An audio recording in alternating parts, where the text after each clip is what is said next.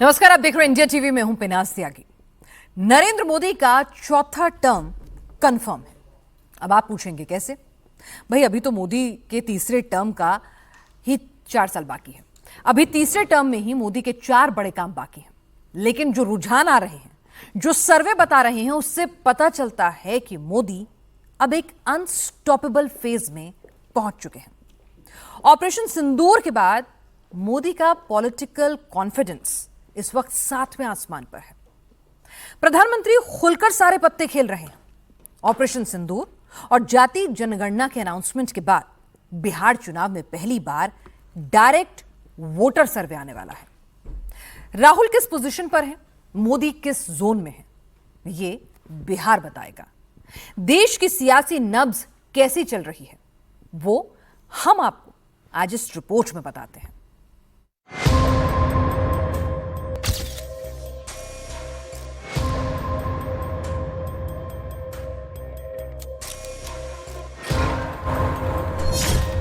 अट्ठासी % नरेंद्र मोदी का नया स्कोर कार्ड है। प्रधानमंत्री के स्कोर बोर्ड पर 88% नंबर रिकॉर्ड हो गया है। हिंदुस्तान के 88% लोगों को नरेंद्र मोदी पर यकीन है। बात नेशनल इंटरेस्ट की हो या नेशनल सिक्योरिटी की, देश को पता है कि मोदी ही बेस्ट हैं।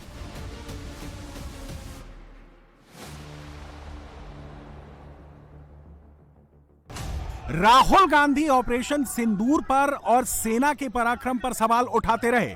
जवाब सर्वे में मिल गया। ऑपरेशन सिंदूर के बाद हुए एक सर्वे में लोगों से पूछा गया कि क्या राष्ट्रीय सुरक्षा के मुद्दे पर नरेंद्र मोदी कठोर फैसले ले रहे हैं। इस सवाल के जवाब में 88% लोगों ने कहा कि मोदी सही कर रहे हैं और हमें मोदी पर यकीन है। केवल 12% लोगों ने कहा कि उनको मोदी पर यकीन नहीं है।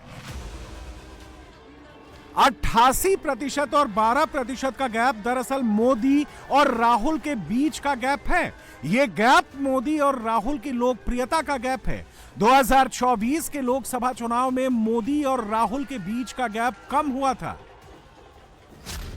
बीजेपी ने 2014 में 282 सीटें, 2019 में 303 सीटें, 2024 में 240 सीटें, जबकि कांग्रेस ने 2014 में 44 सीटें, 2019 में 52 सीटें, 2024 में 99 सीटें हासिल की थी। 2014 में मोदी ने बड़े अंतर से जीत हासिल की थी। 2019 में यह अंतर और बढ़ गया। 2024 में भी मोदी को जीत मिली, लेकिन अंतर घट गया। राहुल 52 से 99 तक पहुंचे, मोदी 240 पर रह गए। 2024 के लोकसभा चुनाव के बाद गंगा, यमुना और कावेरी नदियों में बहुत पानी बह चुका है।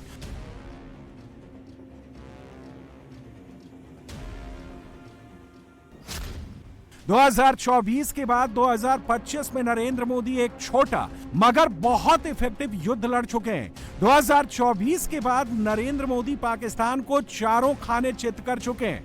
2024 के बाद नरेंद्र मोदी महिलाओं के सिंदूर की रक्षा का वचन निभा चुके हैं और 2024 के बाद नरेंद्र मोदी जातीय जनगणना कराने का बड़ा पॉलिटिकल डिसीजन भी ले चुके हैं।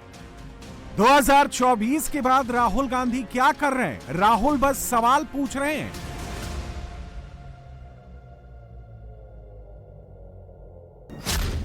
ऑपरेशन सिंदूर पर राहुल का सवाल पिट गया। सेना के पराक्रम पर राहुल का सवाल उल्टा पड़ गया। बिहार जाकर राहुल ने महाराष्ट्र चुनाव पर सवाल पूछा। राहुल ने ईवीएम पर सवाल उठाकर बिहार चुनाव की अपनी तैयारियों पर क्वेश्चन मार्क लगा दिया। क्या राहुल को बिहार जीतने का यकीन नहीं है?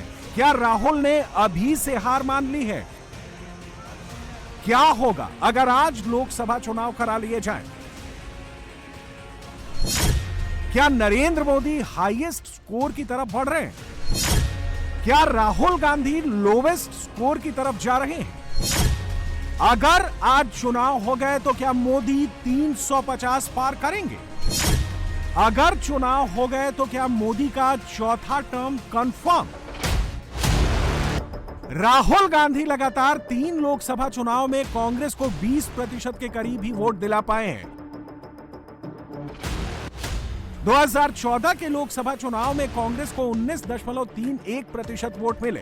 2019 के लोकसभा चुनाव में कांग्रेस को 19.49% वोट मिले और 2024 के लोकसभा चुनाव में कांग्रेस को 21.19% वोट मिले।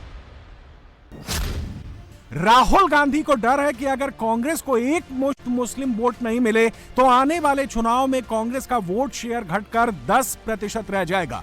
उस सूरत में कांग्रेस की लोकसभा सीटें 99 से घटकर 20 रह जाएंगी। यही डर राहुल की पॉलिटिक्स को गवर्न कर रहा है।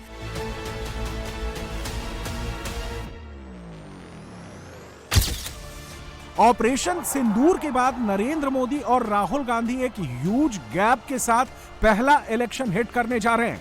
बिहार का चुनाव सिर्फ एक चुनाव नहीं है, यह अपने आप में एक रिकॉर्ड है। बिहार चुनाव में अगर नीतीश कुमार जीते और फिर से मुख्यमंत्री बने तो वो बिहार के लॉन्गेस्ट सर्विंग चीफ मिनिस्टर तो होंगे ही, नीतीश और कई रिकॉर्ड बनाएंगे। नीतीश कुमार रिकॉर्ड 10वीं बार बिहार के मुख्यमंत्री पद की शपथ लेंगे। बिहार चुनाव में एनडीए का भी रिकॉर्ड बनेगा। 2005, 2010, 2020 और 2025 बिहार में एनडीए जीता तो विधानसभा चुनाव में उसे चौथी बार जीत मिलेगी। एनडीए गठबंधन बिहार में 1999, 2009, 2014, 2019 और 2024 का लोकसभा चुनाव जीत चुका है। नीतीश कुमार के एंगल से देखें तो सिर्फ 2014 के चुनाव में नीतीश एनडीए से अलग थे। ऑपरेशन सिंदूर के बाद देश के वोटर्स पहली बार बिहार चुनाव में वोट डालेंगे। इसलिए बिहार का चुनाव ऑपरेशन सिंदूर पर सबसे बड़ा सर्वे होगा। बिहार चुनाव जीतकर नरेंद्र मोदी बहुत सारे सवालों के जवाब देना चाहेंगे। राहुल गांधी नरेंद्र सरेंडर का जो टेप बजा रहे हैं, इसका जवाब भी बिहार चुनाव में ही मिलेगा। ये बीजेपी आरएसएस वालों को अब मैं अच्छी तरह जानता हूं। इन पर थोड़ा सा दबाव डालो, थोड़ा सा धक्का मारो, डर के भाग जाते हैं ये लोग। जैसे उधर से ट्रंप ने एक इशारा किया, फोन उठाया, कहा मोदी जी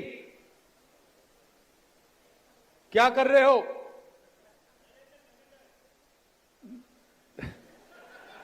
नरेंद्र सरेंडर,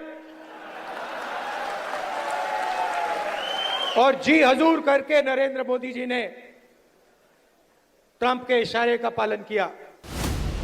बिहार चुनाव में एक तरफ नीतीश और तेजस्वी की टक्कर होगी, दूसरी तरफ मोदी और राहुल की टक्कर होगी। बिहार का नतीजा इस पर डिपेंड करेगा कि मोदी अपने मैसेज को कितने इफेक्टिव तरीके से मासेस तक ले जा पाते हैं।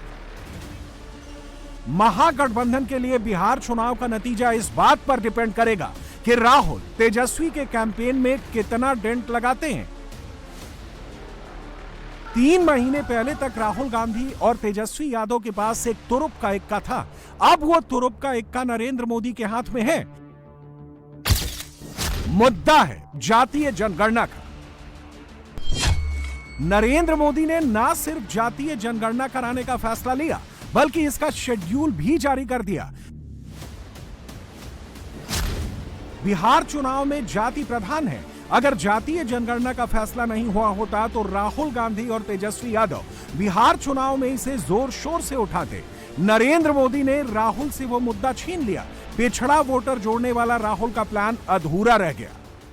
मैंने लोकसभा में मोदी जी के सामने आंख में आंख मिलाकर कहा कि मोदी जी जाति जनगणना होगा। आप जानते हो उनको सरेंडर करने की आदत है।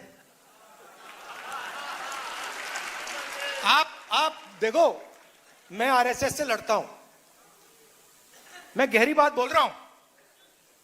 इनकी हिस्ट्री है, ये 2 मिनट में चिट्ठी लिखना शुरू कर देते हैं। आजकल मॉडर्न जमाना है, ठीक है भैया चिट्ठी नहीं लिखेंगे, आजकल व्हाट्सएप मार देंगे। मुद्दा नहीं होने पर राहुल गांधी बिहार जाकर महाराष्ट्र चुनाव की बात करते हैं। अखबारों में लेख लिखकर महाराष्ट्र चुनाव को मैच फिक्सिंग बताते हैं। मुद्दा नहीं होने पर राहुल ईवीएम वाले पुराने कार्ड खेलने लगते हैं। कांग्रेस और महागठबंधन के लिए इसका कोई पॉजिटिव असर नहीं दिख रहा, उल्टा नुकसान होने के फुल चांस हैं। राहुल गांधी इन्होंने बिहार में अपनी हार मान ली है। मैं हमेशा ये कहता हूं कि जब तक राहुल गांधी जमीन पर नहीं उतरेंगे, तथ्यों को जब तक वो नहीं समझेंगे और जब तक अपने आप से झूठ बोलेंगे, अपने आप को झूठा आश्वासन और झूठा दिलासा देंगे, तब तक उनकी पार्टी कभी जीत नहीं सकती। उनको जागना ही पड़ेगा, यथार्थ समझना ही पड़ेगा, नहीं तो ऐसी बेसिर पैर बातें वो हमेशा करते रहेंगे, हमेशा झूठ बोलते रहेंगे, हमेशा मतदाताओं का अपमान करते रहेंगे। ये राहुल गांधी ने महाराष्ट्र के मतदाताओं का जो अपमान किया है, इसके लिए मैं उनका निषेध करता हूं। बिहार चुनाव ऑपरेशन सिंदूर पर फर्स्ट और डायरेक्ट सर्वे होगा। बिहार पोस्ट ऑपरेशन सिंदूर वाला पहला इलेक्शन है। इसमें नरेंद्र मोदी की जीत एनडीए के कॉन्फिडेंस को अलग लेवल पर लेकर जाएगी। बिहार के बाद मोदी की पार्टी पश्चिम बंगाल और तमिलनाडु को ट्राई करेगी। जो किला मोदी अब तक नहीं जीत पाए हैं, उसे 26 में ही जीतने की कोशिश करेंगे। नरेंद्र मोदी के सबसे भरोसे lieutenant home minister Amit Shah ने बीजेपी के अगले टारगेट के बारे में बता दिया है। 2025 में 27 साल के बाद दिल्ली में केजरीवाल जी को हटाकर भारतीय जनता पार्टी की सरकार बनी। और मेरी बात कान खोलकर गांठ बांध लेना, कान खोलकर सुन लेना और याद कर कर घर में जाना। 2026 में तमिलनाडु और बंगाल में भारतीय जनता पार्टी और एनडीए की सरकार बनने जा रही है। बंगाल और तमिलनाडु से पहले बिहार का चुनाव है, जो किसी भी पार्टी के लिए केक वॉक तो बिल्कुल नहीं है। 2020 का बिहार चुनाव याद कीजिए। नरेंद्र मोदी अपने प्राइम में थे, तब भी तेजस्वी यादव ने बहुत अच्छा चुनाव लड़ा था। अगर राहुल गांधी की पार्टी ने 2020 के बिहार चुनाव में थोड़ा बेहतर परफॉर्म किया होता, तो तेजस्वी सीएम भी बन सकते थे।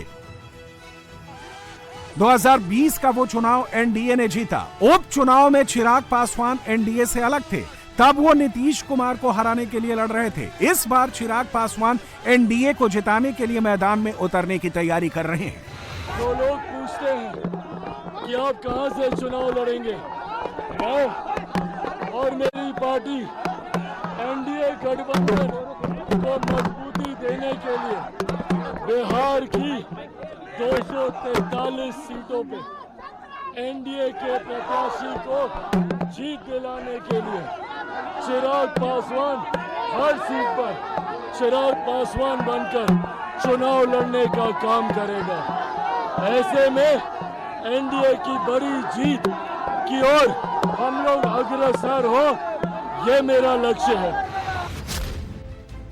बिहार चुनाव में मोदी के हाथ में क्या है? मोदी के हाथ में है राष्ट्रवाद, जो पाकिस्तान को पीटने से मजबूत हुआ है।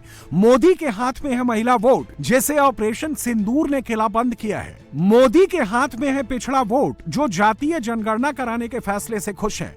मोदी के हाथ में है हिंदुत्व वाला वोट, जो बीजेपी का कोर वोट ग्रुप है। राहुल और तेजस्वी राष्ट्रवादी पिच पर पीछे रह जाते हैं। महिला वोट के फ्रंट पर आरजेडी का वेवलेंथ बिहार की महिलाओं से मैच नहीं करता। जातीय जनगणना वाला कार्ड राहुल तेजस्वी के हाथ से निकल चुका है और धर्म वाले वोट के नाम पर महागठबंधन के पास सिर्फ 17% मुस्लिम वोट बचा है। राहुल गांधी मौसम वैज्ञानिक अब नए हो गए, हार के मौसम वैज्ञानिक। जनता एनडीए के साथ है। राहुल गांधी को ये पता चल गया है, इसीलिए ऐसी भाषा बोल रहे हैं। डर गया सो मर गया, वो मरे हुए व्यक्ति हैं। राजनीतिक दृष्टि से अब उनमें कोई जान नहीं। बिहार चुनाव 2025 का एक तीसरा फेज भी है। प्रशांत किशोर या पीके अपनी पार्टी को बहुत तेजी से आगे बढ़ा रहे हैं। पीके चुनावी रणनीति बनाने में तो माहिर हैं ही, वो जाति कार्ड भी अच्छे से खेल रहे हैं। पिछले 35 साल में यानी मंडल लागू होने के बाद से अब बिहार में 3 कोण का चुनाव कभी नहीं देखा गया है। पीके ने इसे 3 कोण का बनाया है, इसलिए सबकी गर्दन फंसी हुई है। पीके बिहार की सभी 243 सीटों पर पहुंचे हैं। पीके ने अलग अलग कई यात्राएं निकाली हैं। वो बीजेपी पर सॉफ्ट हैं, लेकिन नीतीश की कड़ी आलोचना करते हैं। पीके देसी भाषा में कहीं भोजपुरी तो कहीं मगही में बातचीत करते हैं। अगर पीके ने हर सीट पर 15 से 20 हजार युवा और महिला वोट भी काट दिए तो बिहार का चुनाव दिलचस्प हो जाएगा। बिहार में जन स्वराज ने जो अपनी घोषणा की है, हम लोग 243 सीटों पर चुनाव लड़ रहे हैं। जिसको जितना सीट पर चुनाव लड़ना है लड़े, जिसको नहीं लड़ना है न लड़े। मेरा अपना आकलन है कि ये चुनाव से पहले ज्यादा से ज्यादा सीट लेने के बार्गेन करने का टैक्टिक्स है। हर आदमी ये चाहता है कि मेरे दल को मुझे ज्यादा सीट मिले, और ना इसका जनता से कोई सरोकार है, ना बिहार के विकास से सरोकार है।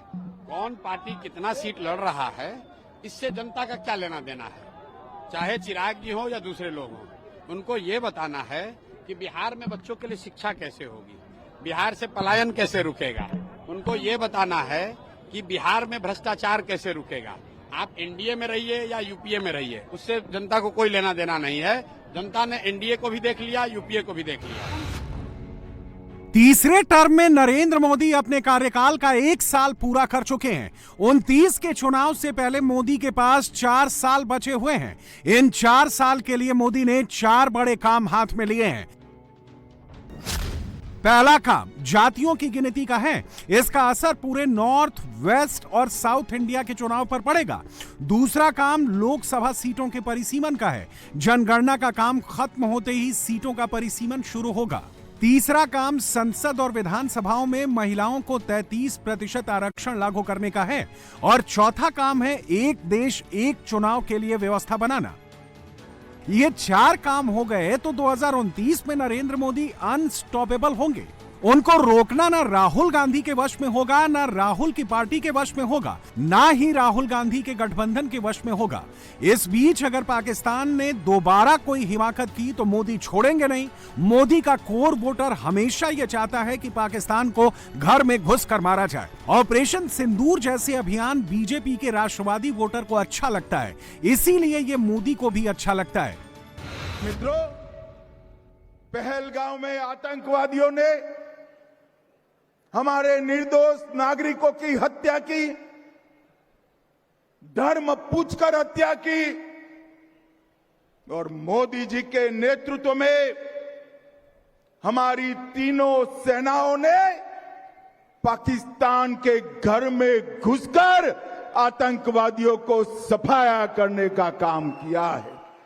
पाकिस्तान के अंदर 100 किलोमीटर अंदर जाकर आतंकवादियों के हेडक्वार्टर को जमींदोस्त करने का काम हमारी वीर सेना ने किया है। मोदी जी ने स्पष्ट कहा है कि ऑपरेशन सिंदूर समाप्त नहीं हुआ है। आगे पर भी अगर कोई गोली चलाएगा तो उसका जवाब गोले से दिया जाएगा। 2026 में होने वाले बंगाल और तमिलनाडु के चुनाव ही मोदी के लिए थोड़ी चुनौती पेश करेंगे। इन 2 राज्यों के अलावा पंजाब और केरल के चुनाव भी थोड़े टफ हो सकते हैं। बाकी 2029 तक जितने भी चुनाव होने वाले हैं उनमें पलड़ा मोदी का ही भारी है। शुरुआत बिहार चुनाव से होने वाली है।